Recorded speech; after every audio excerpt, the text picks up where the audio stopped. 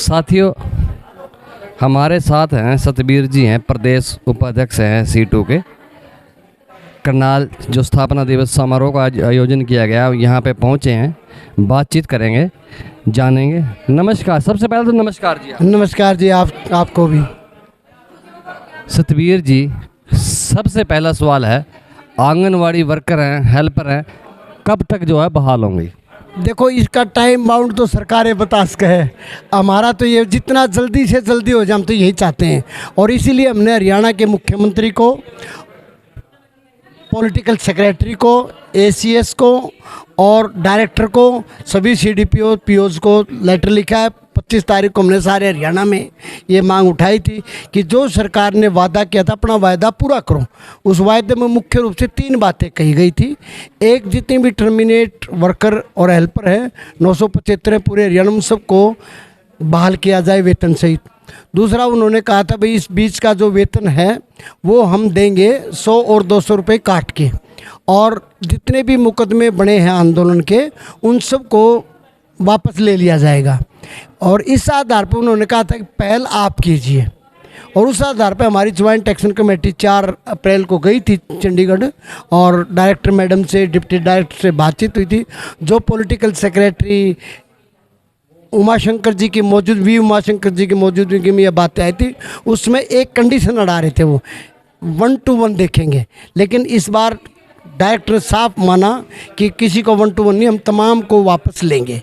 इस आधार पर उन्होंने कहा कि आप पहल कीजिए। हमने एक जनहित में, और पूरे आंदोलन के बहुत लंबा हो गया था, और सारी स्थिति को ध्यान में रखते हुए हमने स्ट्राइक को स्थगित किया था। 4-5 अप्रैल को हमने कन्वेंशन की थी, ज्वाइंट एक्शन कमेटी की तरफ से चिट्ठी लिखी थी, और सरकार ने कदम करेंगे। और उस आधार पे फाइल भी बना के डिपार्टमेंट की ओर से हरियाणा सरकार को भेजी गई। दुर्भाग्य ये कि वो फाइल जाने के बाद उसके ऊपर जो कार्रवाई करनी चाहिए थी, उसके अंदर अभी कोई ठोस कार्रवाई सरकार की ओर से नहीं की गई है। एक चिट्ठी आई थी वेतन के संबंध में, उसमें भी एक चिट्ठी पहले निकली कि जो वेतन है 21 का और 22 का, हड़ताल के दौरान का, वो 25% कटौती करके दे देंगे। हालांकि वो 25% भी कटौती ज़्यादा है, फिर भी चलो एक बात आई। उसके बाद उन्होंने क्या किया, एक चिट्ठी साथ के साथ दूसरी और निकाल दी, जिसमें कंडीशन लगा दी कि 29 तारीख तक जो हड़ताल पे थी उनको वो दिया जाएगा। तो एक ही दिन में एक चिट्ठी पहले निकलती है, दूसरी चिट्ठी साथ के साथ आती है।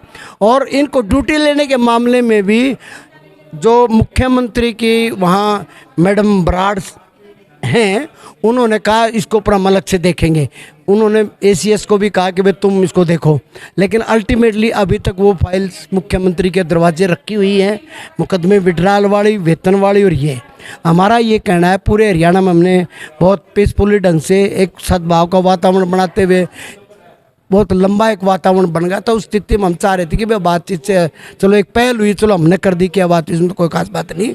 लेकिन सरकार ने जो वादा किया था, आज सरकार उस वादे को पूरा नहीं कर रही। इसी आधार पे ज्वाइंट एक्शन कमेटी ने मीटिंग की है। 1 या 2 तारीख को बहुत जल्द ही जून में डेलीगेशन मिलने जा रहा है डायरेक्टर मैडम से, जो उन्होंने वादा किया था उसको याद दिलाने के लिए। अच्छा हो, सरकार अभी भी वक्त है, पहल कदमी करके इस तीनों वादों को पूरा करे, ताकि सद्भाव का वातावरण बना रहे।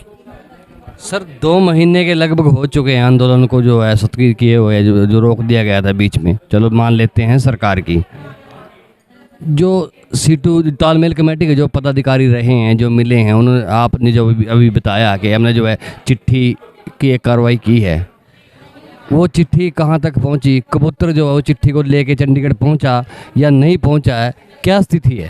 देखो, कबूतर तो चिट्ठी लेके मुख्यमंत्री के दफ्तर में जा रही है चिट्ठी। डिपार्टमेंट के अधिकारियों ने हमें एश्योर किया, हमने तीनों पॉइंट्स पे फाइल बना के मुख्यमंत्री ऑफिस में भेज दी। वहाँ उनकी सेक्रेटरी मैडम बराड़, उन्होंने ये बताया। अब वो फाइल चीफ मिनिस्टर के दरवाजे पड़ी है, और जब तक चीफ मिनिस्टर हाउस से क्लियर कट आदेश नहीं होंगे तब तक ये मामला लटका हुआ है। तो हम आज की प्रेस कॉन्फ्रेंस से भी, और हमारे इन अभियान के मातहत भी, और 25 तारीख को हमें पूरे हरियाणा में ज्ञापन देते हुए सरकार को याद दिलाते हुए कि जो वादा किया था वो पूरा करो। अगर आप पूरा नहीं करेंगे तो फिर जनता आती है। सर, हम बात करें जो टर्मिनेट हैं 1,000 के करीब टर्मिनेट है, उनमें ज़्यादातर जो है हेल्पर टर्मिनेट हैं, गरीब परिवार से हैं, विधवा हैं। जरूरत, कहने का मतलब ये है कि बहुत ज़्यादा ज़रूरतमंद है।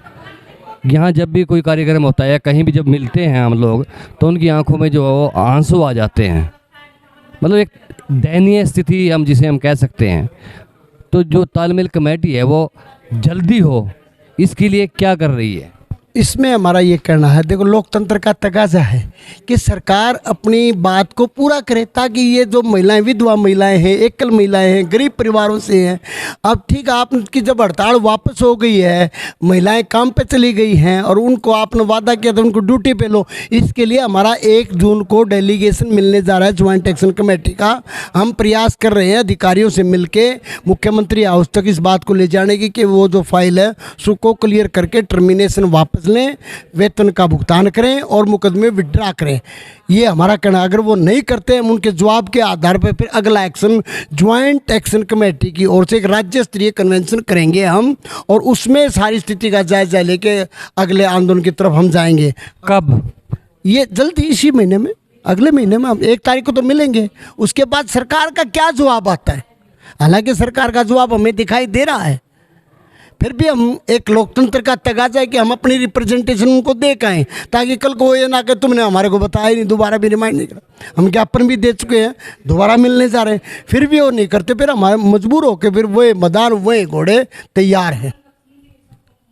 बर्खास्त आंगनवाड़ी वर्कर और हेल्पर को क्या कहेंगे आप? उस पर हमारा उनको लिए कहना, हमने एक लड़ाई लड़ी है, वर्करों को तनख्वाहें मिली हैं जो आज काम के ऊपर है, जो काम पे नहीं है, काम के ऊपर हम वो तनख्वाह बढ़ोतरी में से एक हिस्सा हम कलेक्ट कर रहे हैं। पूरे हरियाणा में तमाम जो 975 हमारी बहनें, जिनमें 500 से ज़्यादा हमारी हेल्पर्स को और 400 से ज़्यादा हमारी वर्कर्स को हम पूरी इमदाद करेंगे, उनको किसी तरह से भूखा नहीं मरने देंगे। हम जनता के बीच में जाएंगे, लोगों से सहायता करेंगे, और हमको ऐसा हमारे सामने पहले भी कई तजर्बे आए हैं, जब उनको टर्मिनेट कर दिया था हमारी जो क्या नाम है ये हेल्थ डिपार्टमेंट के अंदर जो नर्स स्टाफ ने आंदोलन किया था, तो बंसीलाल ने टर्मिनेट किया, मैंने उनको घर बैठे उनको सहायता दी और बाद में वेतन से ही तो वो बहाल हुई, और ये हमारा अनुभव है। तो कोई बात नहीं, अभी भी सरकार के दरवाजे गेंद है। हम चाहते हैं सरकार जितना जल्दी हो, जनता के हित में, महिलाओं के हित में, प्रदेश के हित में, कि वो तुरंत अपने वायदों को पूरा करते हैं। नहीं करेगी तो फिर मजबूरी मत, फिर हमें तो हमारे पास और कोई चारा नहीं, फिर हम मैदान में उतरेंगे। सर, हम बात करें आंगनवाड़ी केंद्रों की, जहाँ भी जाते हैं लाइट नहीं है, कहीं पानी की व्यवस्था नहीं है, कहीं शौचालय नहीं है, कहीं जो है सामान जो है पूरा नहीं पहुँचता है। सरकार की जो सोच थी, सरकार ने जो माना था कि जो नींव है, बचपन है, जो बच्चा है 6 साल से नीचे का, उसको मजबूत करना, नींव को मजबूत करना, ताकि जो है देश मजबूत हो। लेकिन जो सुविधाएं हैं वो नहीं हैं। जो यूनियन है वो क्या कर रही है कि जो बच्चे हैं, जो छोटे बच्चे हैं, वो सुदृढ़ बने, पहलवान बने, ताकतवर बने, देश मजबूत बने। हमारा ये कहना है, ये 1975 में ये ICDS के तहत ये लागू किया गया था आंगनबाड़ी सेंटर्स का, और ये सारा एजेंडा बना के उसमें 5 सवाल मुख्य रूप से रखे गए थे। बच्चों में कुपोषण खत्म करना, महिलाओं में खून की कमी को करना, खेल खेल में शिक्षा देना और एक अच्छा वातावरण बनाना, और इस नज़र से ये आंगनबाड़ी सेंटर्स बनाए गए थे। अब सेंटर तो लड़कियां अपने घरों में, मकानों में खोल रही। सरकार ने उस समय पॉलिसी के तहत ये कहा था कि हम अच्छे सेंटर बनाएंगे जहाँ खेल की जगह भी हो, वहाँ जहाँ बच्चों के लिए पंखा हो, लाइट हो, बिजली हो, बाथरूम वगैरह के जाने के लिए व्यवस्था हो। होना तो ऐसा चाहिए, लेकिन ये सरकार जो है ना कहती कुछ है, करती कुछ है। इसको हमने समय समय पे उठाया। बहुत सारे गांवों में, गांव की पंचायतों ने भी जगह दी है, वहाँ सेंटर बने, उनमें अच्छी जगह है। हम चाहते हैं कि सरकार आंगनबाड़ी सेंटर्स की स्थिति का एक हिसाब ले, और उसके हिसाब से अभी तक किराए भी नहीं देते, इनको लटके पड़े हैं। बड़े संघर्ष के बाद कुछ किराए बढ़ाए गए थे, 1-1 साल तक की किराए लटके पड़े। इस आंदोलन के दौरान सरकार ने वादा किया जो भी किराए लटके पड़े हम सबका भुगतान करेंगे और आंगनबाड़ी केंद्र को हम बेहतर बनाएंगे, ये उन्होंने कहा था। और जब से ICDS के तरह आंगनबाड़ी सेंटर ये खोले गए थे, अपना देश कुपोषण में जो गिनती के ऊपरला माव था कि जमानू गिनती में इनकी मेहनत के चलते हुए हमारे यहाँ कुपोषण भी घटा, महिलाओं की मृत्यु दर भी घटी, खून की कमी भी घटी और उनके अंदर दुरुस्ती भी आई और टाइम पे टीकाकरण का और सारी चीज़ों का करते हुए एक व्यवस्था बनी थी। मगर आज फिर सरकार बजट बढ़ा नहीं रही है, जनसंख्या बढ़ रही है, सारी चीज़ें बढ़ रही है, उस ढंग से जो बजट ICDS के अंदर आंगनबाड़ी सेंटर्स को और महिलाओं की व्यवस्था के लिए जो लगाना चाहिए, जो बेहतर आहार की व्यवस्था करनी चाहिए, उल्टा सरकार तो एक नई योजना बनाने जा रही है कि लाभार्थियों के नाम पर जो पैसा आएगा वो पैसा सीधे बच्चों के खाते में डालो। मान लो 5 रुपये पर डे के बच्चे के आए वो खाते में डाले, 5 तो क्या होगा, वो तो उसका बजट बढ़ा के आंगनबाड़ी सेंटर में पौष्टिक आहार बनता है, अच्छा खाना बनता है, उसकी क्वालिटी बेटर हो। जैसा सरकार देखो राशन तो जो सरकार देगी वो बना पाएंगी, हमारा ये कहना है सरकार से बेटर क्वालिटी का राशन दो, पूरा दो और उसकी व्यवस्था सही हो। और हम लाभार्थियों को जोड़ आने वाले समय में हम ये बात भी लोगों में लेके जा रहे हैं कि लाभार्थियों को, आंगनबाड़ी वर्करों को, हेल्परों को और तमाम जनता के हिस्सों को जोड़ के इस लड़ाई को आगे बढ़ाएंगे। सर हम बात करें सेंटर की, सेंटर सरकार ने एक जो स्कीम लागू की उज्ज्वला योजना, उद्देश्य था कि जो ज़रूरतमंद लोग हैं, गरीब लोग हैं, उनको फ्री में सिलेंडर दे दी जाए ताकि जो चूल्हे से जो है गैस चूल्हे पे आ जाएं, वो जो लकड़ी का चूल्हा, लकड़ी से छुटकारा मिले, धुएं से उनको छुटकारा मिले। लेकिन आंगनवाड़ी जो केंद्र है, आंगनवाड़ी जो सेंटर हैं, वहाँ जो है सिलेंडर नहीं पहुँच रहे हैं, क्या कहेंगे? ये भी हमारी कन्वेंशन में ये आया था मुद्दा, जिस ढंग से गैस के दाम बढ़ रहे हैं, गैस की जो कीमतें बढ़ रही हैं, बोझ बढ़ रहा है, सरकार ने ये बात कही थी कि हम सिलेंडर देंगे। वो तो जिम्मेवारी सरकार की है, आंगनबाड़ी वर्कर अपने घर से तो कहाँ से लाएगी।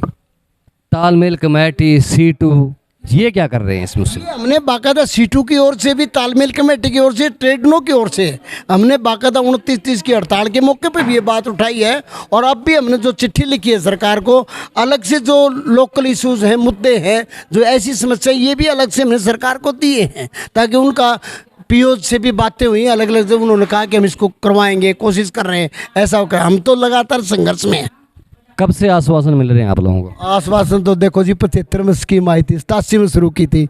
उस टाइम पर एक वर्कर को 125 रुपये मिलते थे जब मैंने ये यूनियन की शुरुआत की, और 75 हेल्पर को मिलते थे। संघर्ष है, लंबा संघर्ष है। तो जब तक, अब आज की सरकार दिखावा ज़्यादा करती है, प्रैक्टिकल उतना नहीं करती है। हमारा सरकार से कहना है कि जो कहो वही करके भी दिखाओ, कथनी और करनी में अंतर नहीं होना चाहिए।